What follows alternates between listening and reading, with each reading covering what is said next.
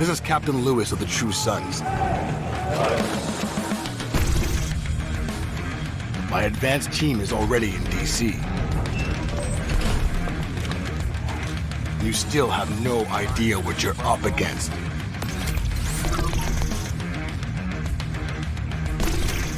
Full lockdown initiating.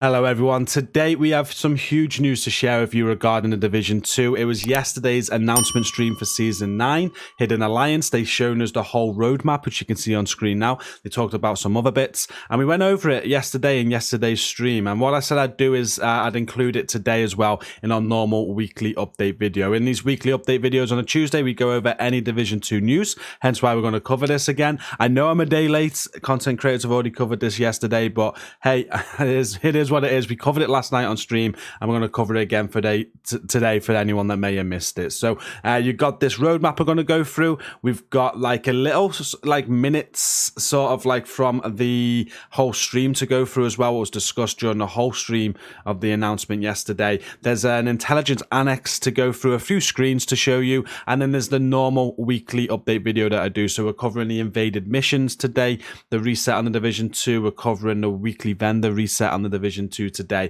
Also last night something happened in stream. For those that watch me regular, you may know that I've been eluded of one backpack trophy on the game for all these years playing the game. I've never been able to get it, and last night we got that as well. So I also wanted to share that with you in today's video. At the very end, we're not going to cover it yet, but at the very end of the video, if you make it there, I'll show you my reaction to getting that arm patch and dog tags from Capitol Hill. I've done that mission hundreds of times without succeeding, but last night it happened on a hardcore stream. It was really good. So that's today's video. We're going to cover all of that. It's going to be a long one. I have timestamped everything down in the video description. If you want to skip to any point, just use the scroll bar and find the point of the video that you need to get to. And remember to support this video as always. I'd appreciate a like and a share, and subscribe as well for more content from me. We've got a ton of content coming with the new season as well, so hit subscribe. And before you leave the video today, one thing you definitely want to do is come and check out our community. It's linked at the top of the video description. It's the best Division community there is on Discord. You definitely want to come and be a part of that, so make sure you come and check us out. Now, what we're going to do first is cover this Season 9 roadmap very, very quickly. It's been on screen now for a couple of minutes. We can see that it starts on the 12th of May, which is just in 2 days from this video. We're going to be starting with a new manhunt target called Castillo. That's going to move into the Castillo League, and then it moves into, that's on the 17th of May, and then it moves into the Polarity Switch Global event on the 24th of May. Also on the 24th of May is the first of two apparel events. You've got the Fairview Crew apparel event starting on the 24th. That moves into new manhunt target Daniels on the 31st of May. You've got the Daniels League, the Guardians Global event. There's then the manhunt target Chang, a Chang League with the Shade Exposed Global event. There's a second apparel event on the 5th of July called Street Activation. And then you've got the manhunt target Xander, the Xander League, and then there's global events Hollywood, Golden Bullet, and Reanimated to finish the season off. It's going to be a long season. You can see that the last global event goes live on the 23rd of August. So I imagine a week after that will take us into just before September, where season 10 is probably going to be announced and released. We're going to go over, you know, how I know there's going to be a season 10 and whatnot. Now we're going to go over everything from yesterday, and they discuss all this with us and exactly what is coming in this update, because it's not just this season. We are going to be getting Countdown from the 12th of May. We are going to be getting the Expertise system from the 12th of May, and all the new gear is going to be included in the season pass and the new modes and whatnot for us to grind for and make builds around. So we're actually going to start with the Intelligence Annex. This was released yesterday shortly after the announcement stream.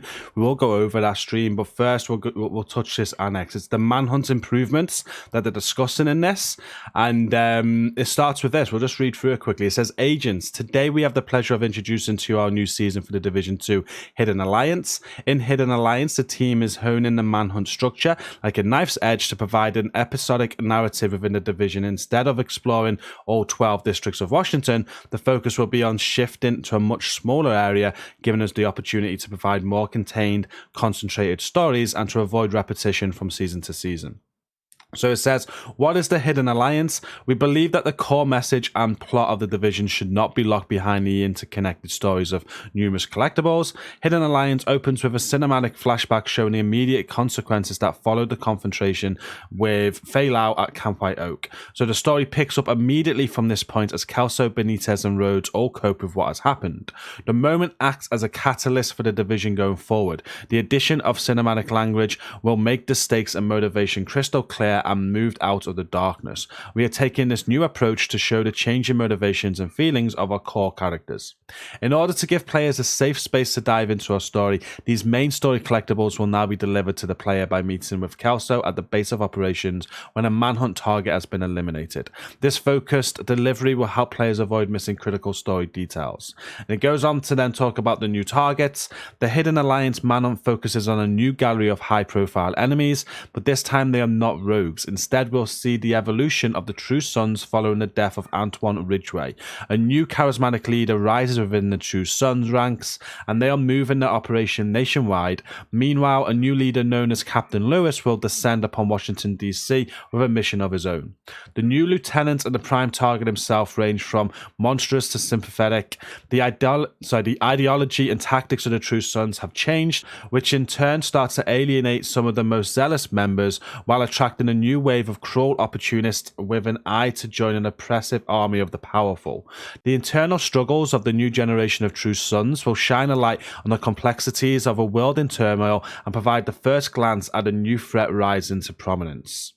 Missions Takeover is what they finish on here, and it says the Hidden Alliance also sees the premiere of a new kind of content. This system is our first iteration at providing a great deal more flexibility and variety to our future content. The Manhunt Lieutenants will each take over a main mission from the DC campaign. These mission takeovers will become more common in future sessions as we expand the capabilities of the new system. For now, it gives us the opportunity to repopulate missions to the True Sons who have taken over the location for their own purposes. So what that sounds like to me is that there's going to be some missions in Washington, D.C. this season that haven't had True Sons in them before. So think around Washington Hotel maybe with hyenas. Well, that might be taken over by True Sons. So that's quite cool. I do like the sound of that. So they then end the Annex with that's all for now. And they give you some links to go and check out if you want. But that sounds really, really cool. And it does explain how this manhunt's going to go. And I like the changes that they have made. Okay, so next we're going to go over this special report. If you missed the stream yesterday like I did, I was gutted that I missed it. But they did put this special report together, and it's like the minutes to the meeting, as to say. It's got all the key points from the stream yesterday, which we're going to go over now for you. So right away from the start of the stream, Daria, the new community manager, and Yannick were hosting. They hit a surprise from the PTS. So they said look forward to the live patch. If you tuned in for the PTS, you'll know what it included. It's all going live in this update on the 12th of May. But there is a surprise. I'm guessing it's going to be a hunter or something, but we'll find out when we go live on Thursday. They went to explain the release cadence or lack of it for the last year. TU12 and Season 4 was supposed to be the last update for the game, but thanks to the good performance of the game, the development resumed, but it required recruiting a whole new team for long-term support and creating content which overlapped with the pandemic. It is smaller than the old team, rather, but filled with people that chose to work on the Division over other projects. So there's a little bit more into that. They have been given so much crap, as to say, over the last year or so for the lack of support for the game and the lack of content or whatnot. But they were clear in saying that TU12 was meant to be the last. And a lot of people did move on to new projects, as we saw. They had to basically regroup a whole new team for this. It's a much smaller team, and they had the pandemic to deal with. I remember someone mentioned something about just something like voice actors for the new season or whatever. The voice actors they used to use because of the pandemic, they couldn't do more, and it's been an absolute nightmare. So it has taken a long time, and they went over that yesterday, probably in a little bit more detail than that. They moved on to talk about Ubisoft Bucharest in Romania, as they're in charge of development of this. Started working on the game on the 1st of April 2021. First time working with a Snowdrop engine as well. And they're very proud on the results given to the requirement to adapt to a new workflow, engine, and live game. They decided on an 8-people activity with matchmaking mode to offer a different game mode. They wanted to offer more lore into the gameplay, and a power plant was the most interesting situation. At first, it was during daytime, but they decided on a night cycle to further increase the tension. There was 90k players in the PTS. They have acted on a lot of the feedback given from the PTS, and like the expertise system, costs, or the countdown difficulty. Season 9 Hidden Alliance, which we've already really discussed, will feature Captain Lewis as the Manhunt target, a new leader of the True Sons, and is a direct sequel to the events right after the end of Season 4. A Twitch drop event will celebrate the update. Unfortunately, I won't be doing that. There'll be a lot of Twitch streamers though, so you can get a hold of those Twitch drops, which normally include like a backpack trophy and stuff. The new season is fully featured with the usual global events, leagues, and 2 new apparel events as we've been over. You got Fairview Crew starting on 24th of May and Street Activation on the 5th of July. They were not very clear in game, but Faye is dead. This is the intended canon. So there's a lot of discussion whether Faye Lau was dead or not. They discussed that she is. And as we've already spoken about, we're going to have a cutscene as we start the new season, which picks up exactly from where that left off. Countdown is balanced to allow matchmaked players without optimized gear to be able to at least complete the objectives. Extracting is another matter. They heard the feedback about different difficulties in Countdown and looking into ways to allow players to tune the difficulty. They still want to hear feedback after the patch goes live because they know PTS players do not include the more casual players and console players. The way expertise works means every time new gear is added in game, it will increase the proficiency level, allowing more progression and balanced as a passive progression instead of actively try to focus on it. They are adding new cosmetic backpacks that work with the current appearance mod system. Specialization system revamp is going to make specializations a core component of builds. They've discussed this in the past, and they say the new skill tree will force trade-offs between the different branches, and it was scheduled for TU15, but it could not make it, and they decided to delay it to make sure it will be as impactful as they intended when it is released. Year 4 will continue to work with the season framework with new seasons and the passes along with free content, no paid DLC planned. So that's quite huge. So Year 4 is going to be absolutely free. There's going to be seasons like this with new content every season, probably like apparel events and whatnot. And there might be some, I'm hoping that maybe there's a new mode in one of those seasons or a new raid in one of those seasons. I don't know. But the fact that there's no paid DLC does concern me a little bit. But maybe going into Year 5, that's their plans. However, they do say there's no paid DLC planned.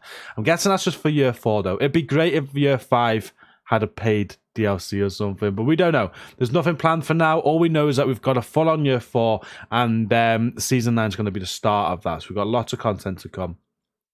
They are thinking of new ways to allow players to save items outside of the current inventory and shared stash. That interests me a lot. The team currently working focuses in PvE content. So this is bad news for PvP players. Outliers and issues will be addressed on patches, but they do not have a team focused on PvP balance for an overall. So PvP is staying the same. We do have the Division Heartland to look forward to though, so just remember that.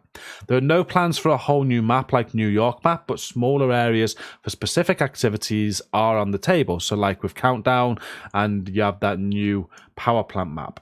Future Initiative and Foundry Bulwark chests and backpacks that used to be raid only will be added to the general loot pool. They want to keep the exotics raid only to encourage people to play the raid though.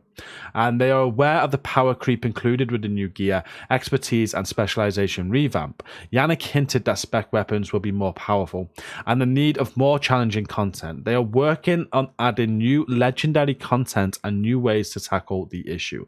That's an issue that I have because personally we were discussing this last night in stream. I know the game's not easy for everybody, but people like myself, the game is very easy now. The builds are very overpowered and we need something for us that's a little bit more difficult. So I'm glad to hear that. But I'm also, I'm glad that they are looking after the more casual players as well, because that's the most important thing. But it does need some more difficult content, especially with how things are going to get even more stronger. And it's something good that they're looking into there. I'm happy with that comment.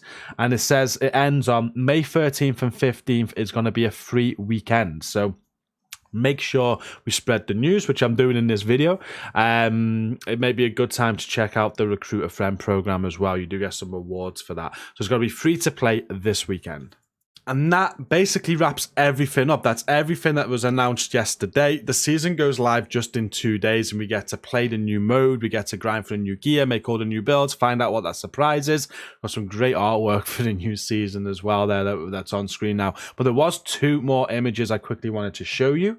There's this one here for the first Apparel event that's going live on May 24th for Fairview Crew.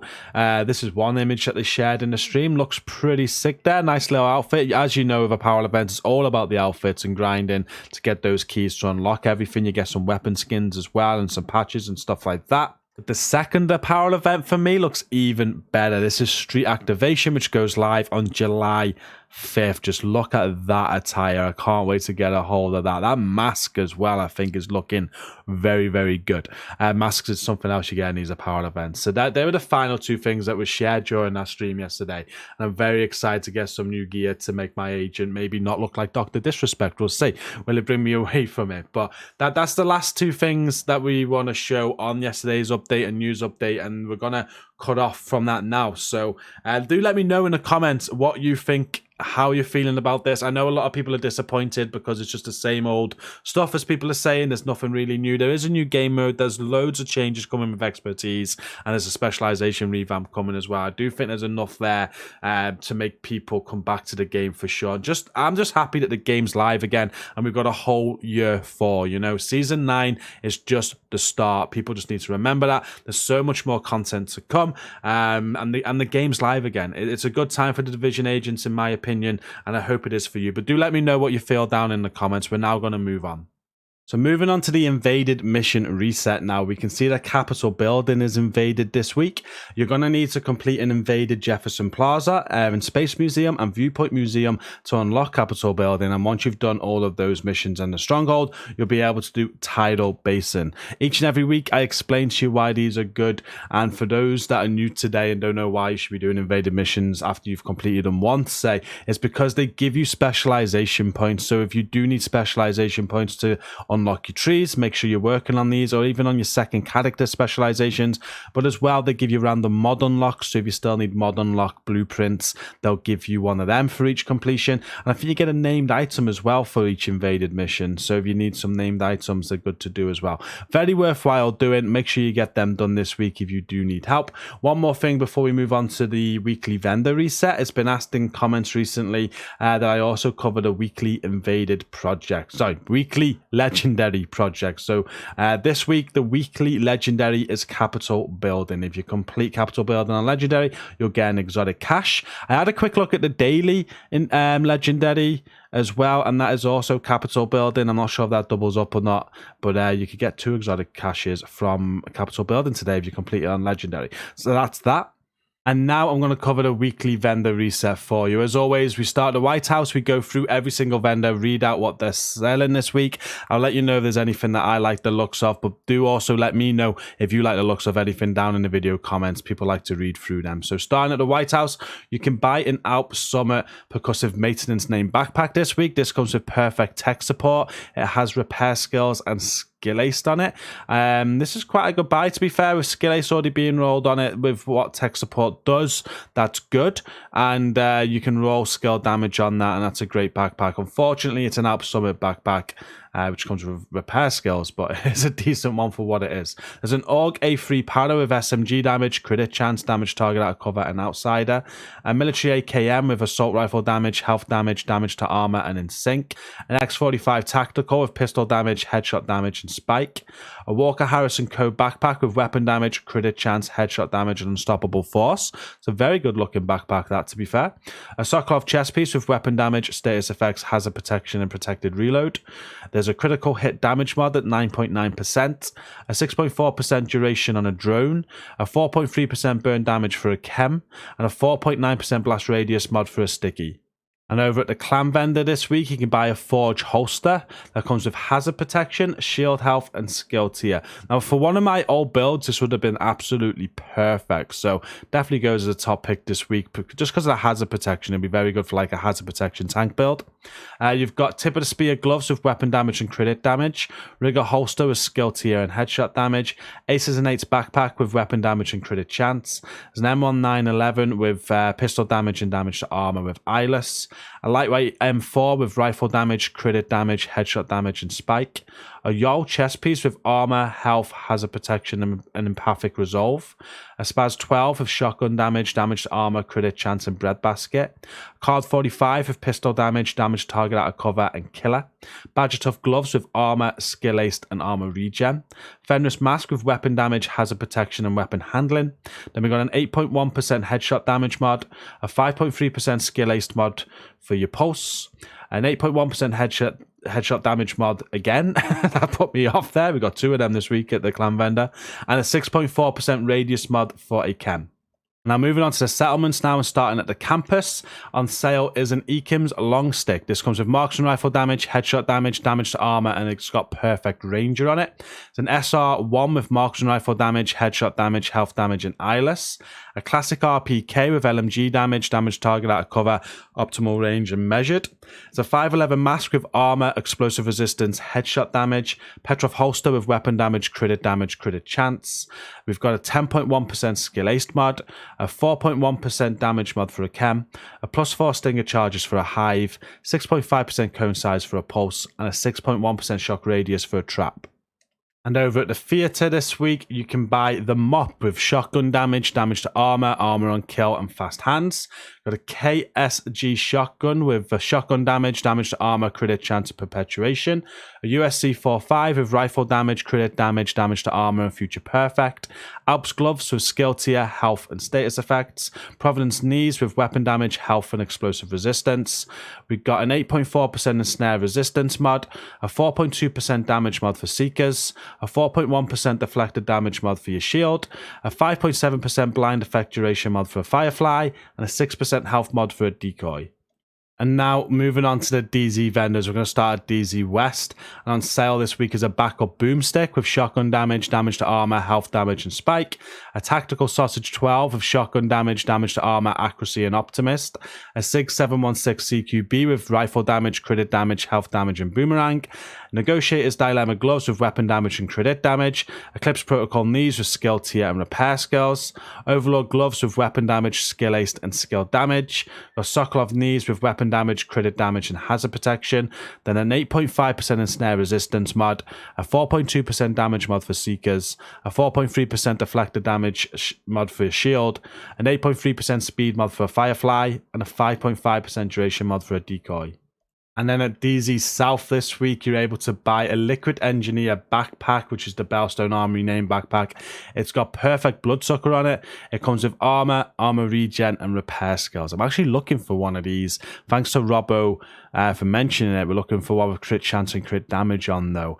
So that ain't going to do for me this week, but it might do for you. It's got the armor regen roll, to be fair. So looking at that, it would make a top pick. It's an armor regen piece with armor regen on it. Could be a very good piece for this week. A CMMG Banshee is also on sale. You've got SMG damage, crit chance, rate of fire, and sync on it. A FAL with assault rifle damage, health damage, crit chance, and breadbasket. An Officer's M9A1 with pistol damage and damage target out of cover with reformation. Hardwired backpack with skill tier and skill damage. Eclipse Protocol chest with skill tier and skill damage. There's an Alps backpack with skill tier, health, armor regen, and galvanize. Fenris chest with weapon damage, crit damage, hazard protection, and intimidate. We've got a 4.5% crit chance mod, a 6.3% armor repair mod for your drone, a 4.3% damage mod for a turret, and a 4.7% blast radius mod for a sticky. And the final DZ vendor at DZ East this week is selling a Hollow Man mask. It's got armor regen on this one, which could be pretty useful for sure. So Hollow Man mask is it's always a top pick. People really like this mask because of the 10% health damage on it, some hazard protection as well for having one piece of YOL on it. Roll the armor off for weapon damage there, and this could be very good for an armor regen build. I'm actually going to be buying that myself just in case I come up with anything around armor regen. But yeah, definitely a good good pick this week. There's a surplus SVD as well with marksman rifle damage, headshot damage, crit damage, and ranger. A classic M60 with LMG damage, damage target out of cover, damage to armor, and steady-handed. Hunter's Fury mask with weapon damage and status effects. Aces and Eights holster with weapon damage and status effect. Got Douglas and Harden mask with weapon damage, hazard protection, and explosive resistance. China Light holster with skill tier, repair skills, and skill damage. 16.2% repair skills mod, a 5.8% skill ace mod for a chem, a +4 stinger charges mod for your hive, a 5% skill ace mod for your pulse, and a 4.3% duration mod for a trap. And now finishing off at New York with the 2 New York vendors, starting with Marco. He is selling a SOCOM MK16 for assault rifle damage, health damage, crit damage, and future perfect. A paratrooper SVD with marksman rifle damage, headshot damage, accuracy, and in sync. A military MK17 with rifle damage, crit damage, health damage, and optimist. A custom PF45 with pistol damage, health damage, and fast hands. Providence chest piece with weapon damage, crit damage, repair skills, and explosive delivery. Petrov knees with weapon damage, weapon handling, and explosive resistance. Fenris mask with weapon damage, crit chance, and skill damage. We have an 8.6% skill duration mod, an 8.3% blind death resistance mod, a 4.3% burn damage mod for a turret, a 4.5% healing mod for a hive, and a 4.2% duration mod for a trap. And then Roy Benitez this week, he is selling a FAL with assault rifle damage, health damage, headshot damage, and reformation. An SRSA-1 with marksman rifle damage, headshot damage, magazine size, and optimist. An M16A2 with rifle damage, crit damage, headshot damage, and ranger. An M45A1 with pistol damage, health damage, and finisher. Providence backpack with weapon damage, explosive resistance, critical hit chance, and wicked. An Alps Summit gloves with skill tier, status effects, and weapon handling. Seska holster with weapon damage, hazard protection, and crit chance. Then a 10.2% skill ace mod, an 8.5% disrupt resistance mod, a 5.8% skill ace mod for a turret, an 8.7% effect duration mod for a pulse, and a 4.2% duration mod for a trap. And that is now the end of this video. Thank you for watching today. It has been a long one. There's a lot to go over. And we're ending with this now. I said at the start of the video, if you've watched me for a while now, you know I've not been able to get the arm patch and dog tags trophy, backpack trophy, since I've had this game. I've completed Capitol Hill hundreds of times, but it would not drop for me. Last night on stream, it did drop, so I'm going to end with this now. You see my reaction to that. We put it straight on as well. I'll be wearing it for some time. But yeah, thank you for watching today. Do make sure you hit like and share to support the video, subscribe if you're new, and before you exit today, do come check out our community. It's linked at the top of the video description. I'll leave you with this now. I'll see you in stream later or in the next video. Stay safe and peace out. No, I don't think so, Sam. That's bullshit. Oh, no. Should we wipe and do this again? Because that's probably a period. No. Good people from my old unit are dead because of him. Some even went over to his side. Set up a flare from the front steps to signal the all clear. And come on home. Oh, yeah, I finally got it. It's there. I got the backpack trophy after how many years? There we have it. The arm patch and dog tags. No fucking way. Oh my god, it's the one item that's eluded me for this long. I'm wearing that with pride. You're welcome. There we go. Yeah, I thought it was a little thingy drop, like a material drop. I got close to a little teddy bear icon. I've done this mission hundreds of times. Hundreds. And I look out for it every single time because I know it's the only backpack trophy I haven't fucking got. I got it now. We spent like a whole day one day. A whole day. Just farming This mission. Over and over again. I still haven't fucking got it.